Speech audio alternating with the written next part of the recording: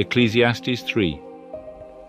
For everything there is a season, a time for every activity under heaven, a time to be born and a time to die, a time to plant and a time to harvest, a time to kill and a time to heal, a time to tear down and a time to build up, a time to cry and a time to laugh, a time to grieve and a time to dance, a time to scatter stones and a time to gather stones, a time to embrace and a time to turn away, a time to search and a time to quit searching, a time to keep and a time to throw away, a time to tear and a time to mend, a time to be quiet and a time to speak, a time to love and a time to hate, a time for war and a time for peace.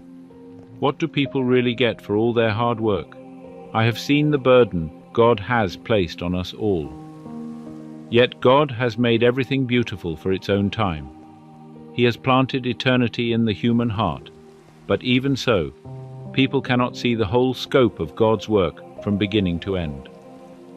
So I concluded, there is nothing better than to be happy and enjoy ourselves as long as we can, and people should eat and drink and enjoy the fruits of their labor, for these are gifts from God. And I know that whatever God does is final. Nothing can be added to it or taken from it. God's purpose is that people should fear Him.